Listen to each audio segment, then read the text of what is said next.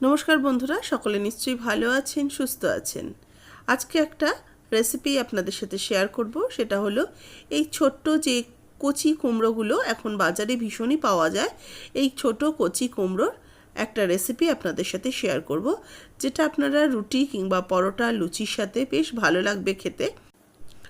রুটি দিয়ে খাওয়ার জন্য কিন্তু কুমড়োর ঝুড়ি মেলা ভার, তবে যদি এরকম হয় ছোট কচি কুমড়ো, এর ছেঁচকি খেতে কিন্তু ভীষণ ভীষণ ভালো লাগে। এই রেসিপিটা ভালো লাগলে অবশ্যই একটা লাইক দেবেন, শেয়ার করবেন এবং নতুন বন্ধু হয়ে থাকলে অবশ্যই চ্যানেলটাকে সাবস্ক্রাইব করে নিয়ে পাশে থাকা বেল আইকনটা প্রেস করে দেবেন।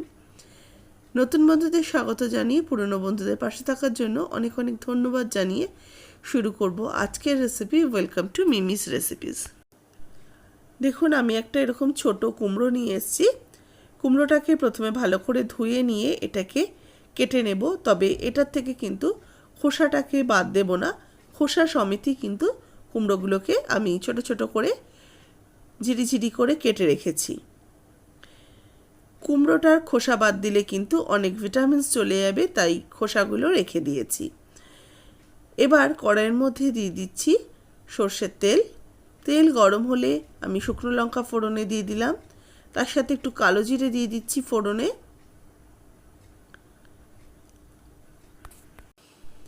ফোড়নটা বেশ কয়েক সেকেন্ড একটু নাড়াচাড়া করে যখন একটা সুগন্ধ বেরোতে শুরু করবে, আমি এর মধ্যে এবার দিয়ে দেব সরু করে ঝিরি করে কেটে রাখা রসুন। এখানে আমি 4-5 কোয়া রসুন ঝিরি করে কেটে নিয়েছি, রসুনটা দিয়ে দিলাম। এই রসুনটাকেও একটু ভাজা ভাজা করে নেব। রসুনটার থেকে সুন্দর ভাজার গন্ধ বেরোলে দিয়ে দিচ্ছি পেঁয়াজ কোচানো।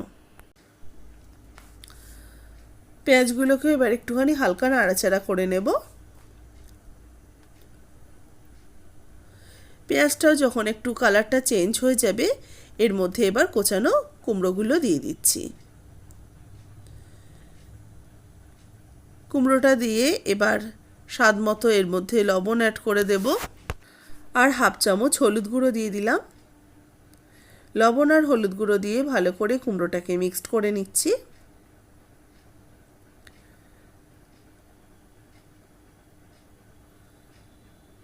এবার এটাকে ঢাকা চাপা দিয়ে কিছুক্ষণ রান্না হতে দেব।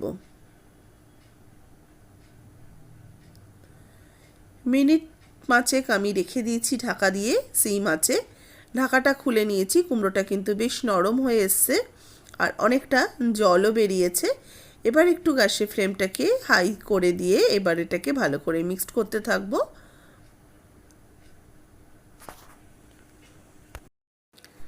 1/2 চামচ জিরের গুঁড়ো অ্যাড করে দিচ্ছি এর মধ্যে, আর 1/2 চামচ লঙ্কার গুঁড়ো অ্যাড করে দিলাম। আর দেব স্বাদ মতো চিনি।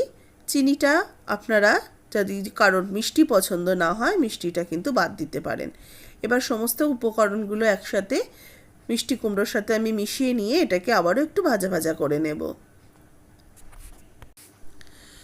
কুমড়োটাকে বেশ ভালো করে ভাজা ভাজা করে নিয়েছি। এবার একটু ঝাল ঝাল করার জন্য আমি একটুখানি চিলি ফ্লেক্স ওপর থেকে দিয়ে দিচ্ছি, যাতে বেশ খেতে একটু ঝাল ঝাল লাগে আর একটু মিষ্টিটাও থাকে। সেই জন্য একটু ঝাল মিষ্টি স্বাদ হলে খেতে কিন্তু বেশ ভালো লাগবে।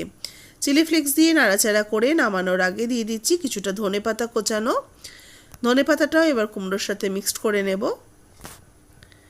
এটা একদমই আমার রেডি হয়ে গেছে। এবার এটাকে নামিয়ে আমি সার্ভ করে নেব।